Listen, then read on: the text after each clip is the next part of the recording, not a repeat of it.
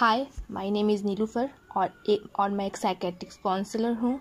और इस वीडियो में मैं आपको बताऊंगी कि काउंसलिंग क्या होता है, काउंसलिंग में कैसे हम सेशन लेते हैं, क्या होता है स्कूल काउंसलर और क्या होता है एक साइकेट्रिक काउंसलर और वो कैसे आपको हेल्प करता है आपकी प्रॉब्लम्स में। ठीक है, तो हम सबसे पहले स्टार्ट करते हैं कि काउंसलिंग क्या होता है। देखिए, काउंसलिंग दो लेवल पे होता है। एक काउंसलिंग होता है नॉर्मल पीपल पे और एक काउंसलिंग होता है डिसऑर्डर वाले पेशेंट पे। अब नॉर्मल पेशेंट कैसे हुए, जैसे जिन्हें हल्की फुल्की डिप्रेशन है, थोड़ा बहुत स्ट्रेस है, तो उनकी काउंसलिंग होती है। और ये ज़्यादातर काउंसलिंग होती है स्कूल लेवल पे। ठीक है, आप कहीं भी स्कूल पे जाओगे तो आपको वहाँ पे स्कूल काउंसलर मिलेगा, बट वो आपको ना तो आपके बच्चे को ना ही कोई थेरेपी देता है, बस वो आपको आपके बच्चे की प्रॉब्लम को सुनता है और आपको सिर्फ एक एडवाइस दे देता है, बस इससे ज़्यादा उसका कोई काम ही नहीं होता है। और अब एक साइकेट्रिस्ट काउंसलर की बात करते हैं। साइकेट्रिस्ट काउंसलर एक साइकेट्रिस्ट डॉक्टर के साथ ही काम करता है या फिर उसका एक अपना प्राइवेट क्लिनिक होता है। और जब आपका फिजिशियन आपको रिफ़र करता है एक साइकेट्रिस्ट के पास, वो कब रिफ़र करता है, जब आपके अंदर कुछ ऐसे सिम्टम्स डॉक्टर को नज़र आते हैं। जैसे मान लीजिए कि आपको नींद नहीं आ रही है, बहुत दिन से आपको नींद नहीं आ रही, आपका मन उदास रहता है, कोई काम करने की इच्छा नहीं होती है और बहुत ज़्यादा आपके अंदर गुस्सा है, इरिटेशन है, फैमिली वाले इस चीज़ को महसूस कर रहे हैं, आप खुद अपने आप में ये रियलाइज़ कर रहे हैं, तो आपको फिजिशियन एक साइकेट्रिस्ट के पास भेजता है। अब साइकेट्रिस्ट यहाँ आपके पास जाते हो तो कभी भी कोई भी पेशेंट जब जाता है साइकेट्रिस्ट के पास तो वो अंदर से ऑलरेडी बहुत डरा रहता है। उसके मन में बहुत सारा सवाल होता है, क्या मैं पागल तो नहीं हो गया जो मुझे डॉक्टर ने साइकेट्रिस्ट के पास भेजा है। तो वहाँ पे साइकेट्रिस्ट आपका इलाज नहीं शुरू कर देता, वो सबसे पहले आपको मेडिसिन देता है, वो भी बहुत हार्ड में से मेडिसिन नहीं, सिंपल मेडिसिन। सबसे पहले आपको जो नींद नहीं आती है उसके लिए मेडिसिन देता है, क्योंकि किसी भी बीमारी का मेन जड़ होता है नींद ना आना। अगर एक नॉर्मल इंसान 8 घंटा सही से नींद पूरी करता है तो उसकी आधी बीमारी ऐसे ही दूर हो जाती है, ये सब आप जानते हो। लेकिन जब उसकी नींद नहीं पूरी होती है तो उसके अंदर बहुत ज़्यादा इरिटेशन होता है, तो डॉक्टर का पहला काम ये होता है कि उसे एक अच्छी नींद आए। जब उसके बाद वो 1 हफ्ते के बाद काउंसलिंग सेशन स्टार्ट करता है और साइकेट्रिस्ट काउंसलर को उस पेशेंट को भेज देता है वहाँ पे। ये काम होता है एक साइकेट्रिक काउंसलर। ये तो आपको समझ में आ गया कि साइकेट्रिक काउंसलर क्या होता है। अब ये साइकेट्रिक काउंसलर आपकी कैसे हेल्प करता है।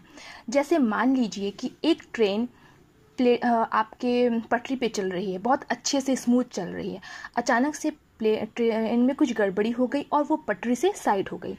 अब यहाँ पे पटरी पे उसको लाना और ट्रेन को सही करने का काम इंजीनियर और टेक्निकल का होता है।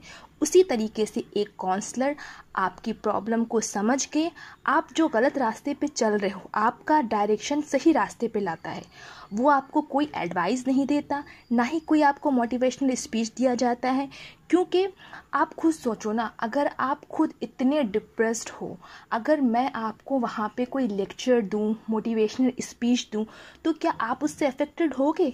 बिल्कुल नहीं, क्योंकि आपका मन ही इतना अशांत है कि आप मेरी बातें समझोगे ही नहीं। तो काउंसलर ये करता है, सबसे पहले आपसे नॉर्मल बातचीत करता है, सेशन रखता है, 10 या 12 सेशन रखता है और पहले वो आपसे फ्रेंडली होता है। फिर आप धीरे धीरे जब आप साथ में आपकी मेडिसिन भी चलती है, क्योंकि ये एक साइकेट्रिस्ट का काम है, क्योंकि इसमें मेडिसिन और काउंसलिंग दोनों चीज़ें चलती हैं। ठीक है, तो धीरे धीरे फिर उसका सेशन लिया जाता है, उसकी प्रॉब्लम्स को जाना जाता है, प्रॉब्लम्स के क्या कारण है, किस वजह से वो इस प्रॉब्लम में पहुंचा है, उसको जाना जाता है। उसके बाद उसमें कुछ टेस्ट लिए जाते हैं, उसके बाद उन्हें कुछ थेरेपी दी जाती है, फिर धीरे धीरे उनमें इम्प्रूवमेंट होता है। ये एक साइकेट्रिस्ट काउंसलर का काम होता है। कैरियर काउंसलर भी डिफाइन कर दूँ। कैरियर काउंसलर क्या होता है कि वो आपको कैरियर के बारे में बताता है। कैरियर के बारे में बताने से पहले वो आपका टेस्ट लेता है कि किस कैरियर को आप करना चाहते हो, कौन सा आपके लिए इफ़ेक्टिव होगा, उसके अकॉर्डिंग वो आपकी कुछ टेस्ट लेता है। उसके बाद आपको जो कैरियर सही लगता है वो जानकारी वो कैरियर काउंसलर नहीं देता है। उसके लिए आपको एडवाइज़र के पास जाना पड़ता है, जो इस फील्ड में स्पेशलिस्ट होते हैं, जैसे इंजीनियरिंग हो गया, मेडिसिन हो गया, उनका एक अलग लेवल होता है। उनसे जाके आप इन्फॉर्मेशन लेते हैं कि इसमें ये बेनिफिट है, बट जो एक कैरियर काउंसलर होता है वो आपको कोई पर्टिकुलर सब्जेक्ट के पर्टिकुलर एरिया के बारे में नॉलेज नहीं देता। वो आपका ये मेजरमेंट करता है कि किस कैरियर पे आप जा सकते हो, किस कैरियर में आपका इंटरेस्ट है, किस में आप सक्सेस कर सकते हो। कभी कभी क्या होता है ना कि जब बच्चे आपके 15 और 16 के एज में होते हैं, उन्हें लगता है कि वो ये भी कर लेंगे, वो डॉक्टर भी बनना चाहते हैं, वो इंजीनियर भी बनना चाहते हैं, कभी गायकार बनना चाहते हैं। तो उनका कोई फिक्स नहीं होता, क्योंकि उन्हें आगे फ्यूचर नहीं पता होता है कि हम इस फील्ड में जाएंगे तो हम क्या बनेंगे। और पेरेंट्स चाहते हैं, पेरेंट्स का तो ज़्यादातर आप पेरेंट्स सुनेंगे, या तो उन्हें मेडिकल फील्ड में भेजना चाहते हैं या फिर वो इंजीनियर बनना चाहते हैं, ठीक है, क्योंकि वो अपने सपनों को अपने बच्चों में देखते हैं। लेकिन एक बच्चा और एक पेरेंट सही तरीके से डिसाइड नहीं कर पाते कि उनके लिए कौन सा कैरियर परफेक्ट है। तो यहाँ पे कैरियर काउंसलर आपके लिए बहुत हेल्पफुल होता है। वो आपकी बातों को सुनता है, कंक्लूज़न निकालता है, टेस्ट लेता है, उसके अकॉर्डिंग आपके लिए बताता है कि इस कैरियर में आप जाओगे तो आप सक्सेस भी करोगे और खुश भी रहोगे। मेरी बातें अच्छी लग रही हैं और आपके भी बहुत सारे प्रॉब्लम्स हैं अपने बच्चों से रिलेटेड, अपने बच्चों को कौन सा कैरियर देना है, या फिर आप डिप्रेशन है, एंग्जाइटी है, स्ट्रेस लेवल है, क्यों आपको इतना गुस्सा आता है, क्यों आपके बच्चे आपसे आर्ग्यूमेंट करते हैं, तो आप कमेंट सेक्शन में मुझे कमेंट्स करके अपनी प्रॉब्लम बता सकते हैं। मैं अपने वीडियो में इस प्रॉब्लम को डिस्कस करूंगी। मेरा पर्पस सिर्फ आपको सॉल्यूशन नहीं बताना है, क्योंकि आपको भी पता है कि सॉल्यूशन आपको खुद मालूम है, ठीक है। अगर कोई बंदा गुस्से में रहता है या फिर उसके अंदर बहुत ज़्यादा निगेटिविटी रहती है तो क्या कहते हैं, तुम अपने अंदर पॉजिटिव एनर्जी लाओ। या अगर किसी से आर्ग्यूमेंट हो गया तो क्या कहते हैं, नहीं भाई तुम उसे जवाब मत दो। तो क्या ऐसा होता है? अगर बंदा जवाब दे देता है तब भी वो स्ट्रेस में रहता है, नहीं जवाब देता है तो और ज़्यादा स्ट्रेस में रहता है। तो क्या करे उस सिचुएशन में? क्योंकि जब इंसान पूरी तरीके से डिप्रेस हो जाता है ना, और उसके अंदर इतना गुस्सा, इरिटेशन, सारी चीज़ें भर जाती है, तो उसके खुद की सोचने समझने की जो ताकत होती है ना, वो कम हो जाती है। वो सही गलत का फैसला नहीं कर पाता है कि उसको क्या करना चाहिए और क्या नहीं करना चाहिए। फिर धीरे धीरे क्या होता है ना, जिस तरीके से एक बलून होता है, ठीक है, बलून को आप फुला रहे हैं थोड़ा थोड़ा थोड़ा, बट उसके एरिया से ज़्यादा उसे आप फुलाओगे तो क्या होगा, वो फट जाएगा, ठीक है। ठीक ऐसे ही इंसान के साथ भी होता है, चाहे वो छोटे बच्चे हों, चाहे यंगर हों, चाहे फीमेल हों, चाहे मेल हो, चाहे ओल्ड एज हो। सब इंसान की बर्दाश्त की कैपेसिटी अलग अलग होती है।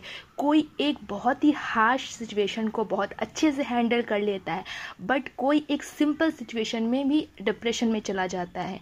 तो मेरा वीडियो बनाने का पर्पस ये है कि उस लेवल पे, उस डिसऑर्डर तक जाने से पहले उस डिसऑर्डर को हम पार ही क्यों करें। हम छोटी छोटी प्रॉब्लम को आज डिस्कस कर लें, उसके प्रॉब्लम की जो जड़ है उस पर बात करें और उसका मिल के सॉल्यूशन निकालें। क्योंकि सॉल्यूशन देना कोई हल नहीं है। मैं आपको बता दूं आप ये करो वो करो, आप कितने दिन तक करोगे? आप सिर्फ 1 हफ्ते तक करोगे, उसके बाद आप अपनी डेली लाइफ में आ जाओगे। तो क्या आप उससे निकल पाओगे? नहीं। आप आए दिन दिखते हो कि मुझे स्ट्रेस और डिप्रेशन हटाने के लिए क्या करो, योगा करो, एक्सरसाइज करो, तो वो कितने दिन वर्क करता है? आप क्या कंटिन्यू कर पाते हो? नहीं कर पाते हो। क्योंकि एक ह्यूमन नेचर है। ह्यूमन नेचर ये है ना कि ह्यूमन जब तक किसी चीज़ में अपना फ़ायदा नहीं देखता वो चीज़ करता नहीं। अगर वो करता भी है तो किसी भी चीज़ में लंबे टाइम तक नहीं बना रहता है। ये बहुत बड़ी दिक्कत है उसके साथ। तो आज का वीडियो मैं यहीं पे ख़त्म करती हूँ। नेक्स्ट वीडियो में मैं अलग अलग प्रॉब्लम्स लेके आऊँगी, और बच्चों को लेके जो अभी आए दिन हम न्यूज़ में पढ़ रहे हैं। अभी कुछ दिन पहले 12th का रिज़ल्ट निकला है जिसमें बच्चों ने सुसाइड तक कर लिया है, ठीक है। किसी अपनी ये मम्मी ने डांटा है तो बेटी ने जाके ये ऊपर पंखे से अपनी जान दे दी है, या मार्क्स कमाया तो उसने बच्चे ने जान दे दी है। छोटे बच्चे ने, माँ ने खेलने से मना किया गेम तो उसने जाके फांसी लगा ली है। अब आप समझिए कि 8-9 साल के बच्चे में कितनी समझ है। जब इतने कम एज का बच्चा सुसाइड कर रहा है तो क्या वो डिप्रेशन का पेशेंट है? कहते हैं ना कि जो डिप्रेशन में जाता है वहीं वो काम करता है। तो इसका मतलब है कि कहीं तो कुछ तो प्रॉब्लम उस बच्चे के अंदर है, कुछ तो बन रहा है। हम उसको डिसऑर्डर लेवल पे नहीं भेज सकते। हम ये नहीं कह, हम बड़े लोगों को कह सकते हैं कि भाई वो डिप्रेशन में चला गया तो उसने सुसाइड कर दिया, बट 8-9 साल का बच्चा, समझ रहे हो कि 8-9 साल का बच्चा जब सुसाइड करता है तो क्या वो डिप्रेशन में चला जाता है? इतना छोटा बच्चा। 1-2 केस हो तो समझ में आए। आप आए दिन पेपर में देखोगे, हर स्टेट में ये आपको एक न्यूज़ मिलेगी ही मिलेगी। या तो किसी ने कोई एक गेम चला था आपका ब्लू व्हेल, उसमें भी कई बच्चों ने सुसाइड किया है। तो क्या वो डिप्रेशन में गए थे? तो आखिर क्योंकि हम प्रॉब्लम नहीं जानते हैं और ना ही हम उस प्रॉब्लम पे काम करते हैं। हमें क्या चाहिए? बस सॉल्यूशन। भाई आपका बच्चा नहीं पढ़ रहा है, आप चले गए भाई काउंसलर के पास, या फिर कोई मोटिवेशनल भैया क्या करना चाहिए भाई बच्चे को ऐसे पढ़ाओ, 10 ट्यूशन आप रखने को तैयार हो, लेकिन क्या आप बच्चे की रियल प्रॉब्लम जानने में कभी इंटरेस्टेड होते हो? नहीं। हस्बैंड वाइफ में आए दिन किसी ना किसी बात को लेकर आर्ग्यूमेंट होता है। तो क्या आप कभी उस बैठ कर उस प्रॉब्लम को समझते हो? नहीं। अच्छा, इस सब का रिजल्ट क्या होता है? एक टाइम के बाद जब ये फटता है ना, तो सिर्फ आपका नुकसान नहीं होता, पूरी फैमिली का होता है। तो मेरी कोशिश ये है कि मैं आने वाली वीडियो में आपको छोटे छोटे प्रॉब्लम्स जो डेली रूटीन में हमारे साथ हो रहे हैं, हम उसको कैसे फेस करें, उस प्रॉब्लम से कैसे निकलें, और प्रॉब्लम का मेन जड़ है, जो मेन जड़ है उसको जानें। ये सिर्फ मेरे अकेले से नहीं होगा। जब तक आप पूरा कोऑपरेशन नहीं करेंगे, कमेंट्स बॉक्स में मुझे बताएंगे नहीं कि हाँ मेरी ये प्रॉब्लम है, मेरे बच्चे की ये प्रॉब्लम है, मैं उस पर अलग अलग से वीडियो बनाऊंगी। क्योंकि मेरा पर्पस ये नहीं है कि मैं आपको सिर्फ लेक्चर दे के या मोटिवेशनल स्पीच दे के चली जाऊँ। मेरा मकसद ये है कि मैं उस प्रॉब्लम को आपकी लाइफ से निकाल दूँ। बस इसी पर्पस में के तहत मैं ये वीडियो बना रही हूँ। आई होप कि आपको मेरा वीडियो पसंद आया। अगर मेरा वीडियो पसंद आया तो लाइक कीजिएगा, शेयर कीजिएगा और कमेंट्स बॉक्स में ज़रूर बताइएगा कि मैं नेक्स्ट किस टॉपिक पे बात करूं। Thank you.